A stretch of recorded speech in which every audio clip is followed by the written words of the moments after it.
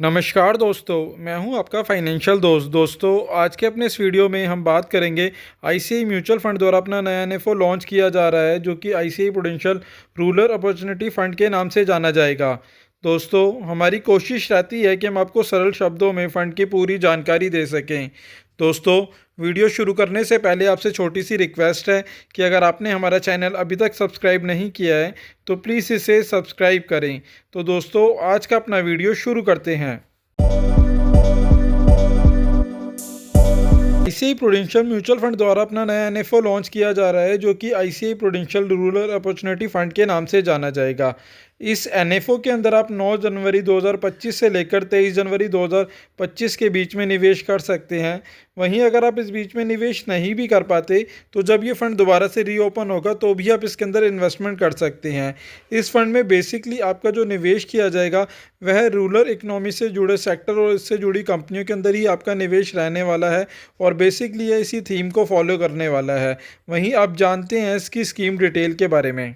भारत की पॉपुलेशन का लगभग 64% तक रूरल इकनॉमी के अंदर ही आता है और बाकी के बचे हुए लोग भी अगर बात करें तो इनमें से काफ़ी बड़ी संख्या में लोग बाहर के शहरों में या विदेशों में काम करते हैं, जो कि वहाँ से भी अपनी अर्निंग करके अपने गाँव की तरफ या अपनी रूरल इकनॉमी की तरफ ही अपना पैसा शिफ्ट करते हैं। इस वजह से इस रूरल इकनॉमी के ऊपर सबसे ज़्यादा खर्च किया जाता है और वहाँ के लोगों का भी लगातार रहन सहन बढ़ता जा रहा है, जिससे वह अपनी रोज़मर्रा की चीज़ों में भी बढ़ोतरी कर रहे हैं। इसका सबसे बड़ा उदाहरण ये है कि जहाँ पहले गाँव में बिजली भी बहुत कम इलाकों में होती थी, इस वजह से वहाँ पे इलेक्ट्रिक आइटम से चलने वाले प्रोडक्टों की भी संख्या कम होती थी। बट जैसे जैसे लोगों का रहन सहन और उनकी प्रति व्यक्ति आय बढ़ रही है, उस हिसाब से इनके रहन सहन में वृद्धि होने के कारण भी इन प्रोडक्टों की भी संख्या बढ़ती जा रही है और लोग ज़्यादा से ज़्यादा इस तरीके की चीज़ें खरीदते हैं, चाहे वह टीवी, फ्रिज हो या फिर वॉशिंग मशीन हो। साथ ही साथ अगर बात करें तो टू व्हीलर सेक्टर और कार सेक्टर के अंदर भी बहुत तेज़ी से वृद्धि हो रही है। आप आज की डेट में अगर देखेंगे तो ज़्यादातर गाँव में आपको किसी न किसी घर के अंदर कार या टू व्हीलर आपको मिल ही जाएगा और जिन सामानों को पहले खरीदने में लोग हिचकते थे, आज की डेट में बहुत ईजिली खरीदते हैं। इसी वजह से वहाँ के रूरल भारत की इकनॉमी में भी बड़ी तेज़ी से वृद्धि हो रही है। जहाँ पर पहले रूरल भारत की अगर बात करें तो ज़्यादातर लोग एग्रीकल्चर के ऊपर ही अपने रोज़गार के लिए निर्भर थे। वहीं अगर अब बात करें करंट में तो यहाँ पर मैन्युफैक्चरिंग सेक्टर, सर्विस सेक्टर और कंस्ट्रक्शन सेक्टर के ऊपर भी बड़ी तेज़ी से काम चल रहा है, जिस वजह से इन सभी सेक्टरों के अंदर भी रोज़गार के नए नए अवसर उन्हें मिल रहे हैं, जिस वजह से इनकी प्रति व्यक्ति आय भी बढ़ रही है और इनका उसके ऊपर सर्विसेज और अपनी लग्जरी के ऊपर भी पैसे की खर्चे के अंदर भी अगर आप देखेंगे तो लगातार वृद्धि हो रही है। जहाँ पहले रूरल एम्प्लॉयमेंट के अंदर 1972 में अगर बात करें तो 86% की हिस्सेदारी थी, जो लगातार घटते घटते अगर 2024 में बात करें तो यह 60% पर आ गई है और नॉन एग्रीकल्चर की हिस्सेदारी की बात करें तो यह लगभग 40% की है।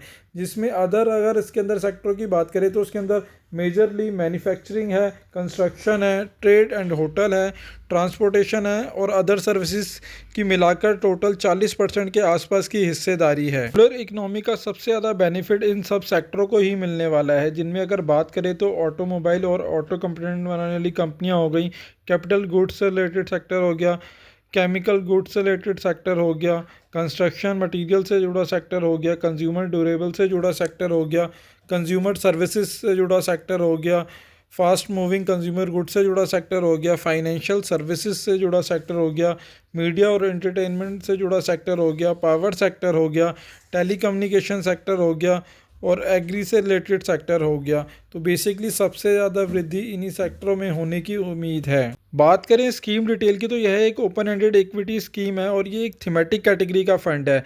तो बेसिकली इसके अंदर हाई रिस्क और हाई रिटर्न की पॉलिसी वर्क करने वाली है। तो अगर आप बिगनर इन्वेस्टर हैं तो आप थीमेटिक फंड से दूरी ही बना के चलें, बट अगर आप मेच्योर इन्वेस्टर हैं तो अपने पोर्टफोलियो का कुछ इन्वेस्टमेंट कर सकते हैं, बट इन्वेस्टमेंट करने से पहले एक बार अपने फाइनेंशियल एडवाइज़र से सलाह ज़रूर ले लें। वहीं इस फंड के अंदर आप रेगुलर और डायरेक्ट दोनों ही मोड के थ्रू इन्वेस्टमेंट कर सकते हैं। ग्रोथ और आईडीसीडब्ल्यू में से किसी भी एक का चुनाव कर सकते हैं। वहीं मिनिमम इन्वेस्टमेंट आप इसमें 5,000 रुपये से कर सकते हैं और एडिशनल इन्वेस्टमेंट 1,000 रुपये से कर सकते हैं। बात करें इसके ऊपर एंट्री लोड की तो उस पर किसी प्रकार का कोई एंट्री लोड नहीं है। वहीं बात करें एग्ज़िट लोड की तो यदि आप अपने पैसे को 1 साल से पहले विड्रॉ करते हैं तो इस पर 1% का एग्ज़िट लोड लगेगा, और 1 साल के बाद अगर विड्रॉ करते हैं तो उस पर किसी प्रकार का कोई एग्ज़िट लोड नहीं है। वहीं इसका benchmark Nifty rural total return index का रहने वाला है। साथ ही साथ इसके अंदर SIP, SWP और STP सभी की फैसिलिटी है।